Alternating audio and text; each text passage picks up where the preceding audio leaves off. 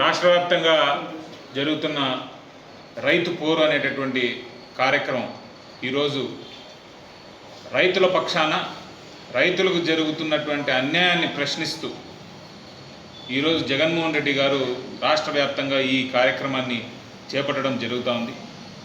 రైతన్న కూటమి ప్రభుత్వం గెలిచిన తర్వాత ఎంత తీవ్రంగా నష్టపోయాడో అనేటటువంటి విషయాన్ని మనం చూస్తూనే వస్తున్నాం.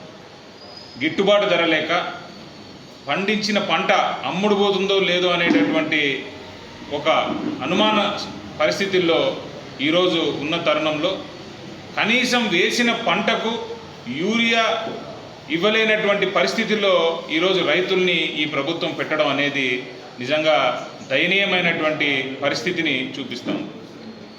ఎప్పుడు చూసినా రైతన్నకు నేను చాలా మంచి చేసేసినాను అని చెప్పుకునేటటువంటి చంద్రబాబు నాయుడు గారు కంటిన్యూస్గా ఫెయిల్ అవుతూ రావడం, అదే తరుణంలో ఈ యూరియా షార్టేజ్ ఏదైతే మనకు కనిపిస్తూ ఉందో ఎప్పుడు కూడా రిజర్వ్స్ ఉండేటటువంటి ఫర్టిలైజర్స్ని కానీ యూరియాని కానీ ఆర్బీకే ద్వారా అందుబాటులో పెట్టి ఎక్కడ బ్లాక్ మార్కెట్కి తావు లేకుండా గత ప్రభుత్వంలో చూసుకుంటే ఈసారి మాత్రం యూరియాను తెలుగుదేశం పార్టీ లీడర్లు హ్యాండిల్ చేసి వాళ్ళే ఒక బ్లాక్ మార్కెట్ దందా రన్ చేస్తూ బస్తాకు 200 నుంచి 300 రూపాయలని అధికంగా బ్లాక్ మార్కెట్లో తీసుకునేటటువంటి పరిస్థితికి ఈరోజు ప్రజల్ని దిగజారు చేసినటువంటి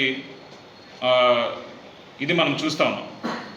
రైతు కన్నీరుతో నలిగిపోతూ ఉన్నాడు.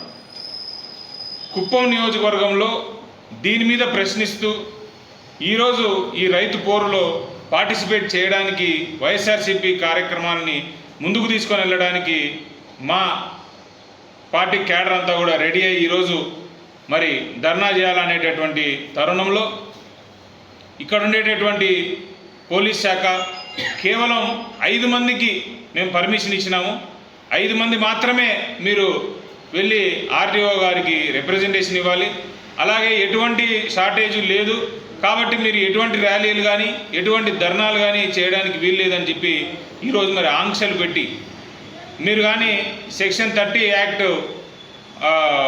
వైలేట్ చేస్తే మీ మీద కేసు పెడతామని ప్రజల్ని భయపెట్టడం. ఒక వారం రోజుల నుండి చంద్రబాబు నాయుడు గారు ఏ రోజైతే సోషల్ మీడియా వాళ్ళు అంతు చూస్తాను అని మరి డిక్లేర్ చేసినారు, ఆ రోజు నుండి ప్రతి మండలం నుండి ప్రతి పల్లె నుండి మా సోషల్ మీడియా వాళ్ళను తీసుకొని వెళ్ళి వాళ్ళని హరాస్ చేసి వాళ్ళని దుర్భాషలాడి వారితో మరి ఇంకొకసారి సోషల్ మీడియాలో నేను పోస్ట్ చేయను అనేటటువంటి ఒక సంతకాన్ని తీసుకుంటా ఉన్నాను. నేను అడుగుతా ఉన్నాను, సుప్రీంకోర్టే డైరెక్ట్గా ఫ్రీడమ్ ఆఫ్ స్పీచ్ గురించి మాట్లాడుతూ ఎవరి భావన వాళ్ళు తెలియజేసుకోవచ్చు, దాని మీద ఎటువంటి కేసు కానీ ఎటువంటి ఇది కానీ చేయడానికి వీలు లేదు అని సుప్రీంకోర్టు గైడ్లైన్స్ ఉన్న తరుణంలో కూడా మరి ఇక్కడ ఉండేటటువంటి పోలీస్ శాఖ దాన్ని పెడచెవిన పెట్టి వీళ్ళని ఘోరాతి ఘోరంగా హరాస్ చేయడం ఏ రకంగా కరెక్ట్ అని నేను ఈరోజు అడుగుతూ ఉన్నాను. ఏది ఏమైపోయినట్టుగా కూడా మా డిమాండ్స్ మాత్రం కుప్పం నియోజకవర్గంలో ఆంధ్ర రాష్ట్రంలో ఖచ్చితంగా యూరియా అబండెంట్గా ఉండాలి. రైతులకు ఈ క్రాప్ సీజన్ ఏదైతే ఉందో దానికి యూరియా మాత్రమే కాదు, ఎటువంటి ఫర్టిలైజర్స్ కానీ ఎటువంటి కెమికల్స్ కానీ ఏవి కావాలన్నా కూడా అవి ప్రభుత్వం అందించేటటువంటి పరిస్థితుల్లో ఉండాలి. అలాగే ఆర్బీకేలను ఉపయోగించుకోండి, ఆర్బీకేలను మీరు దయచేసి బయట పడేయద్దు, పిఎస్సిఎస్ల నుంచి చేపిస్తూ ఉన్నారు. ఆర్బీకేలు పెట్టిందే ఈ ప్రాసెస్ ఏదైతే ఉందో అది ఈజీగా చేయడం వరకు కోసం. సో మీరు దయచేసి ఆర్బీకేలను కూడా వాడుకోండి అని నేను ఈ కూటమి ప్రభుత్వానికి కూడా తెలియజేస్తూ ఖచ్చితంగా ఏదేమైనప్పటికీ కూడా ఈ రిప్రజెంటేషన్ని మా పార్టీ తరఫున ఆర్టీఓ గారికి ఇస్తూ we demand the justice for farmer. Thank you.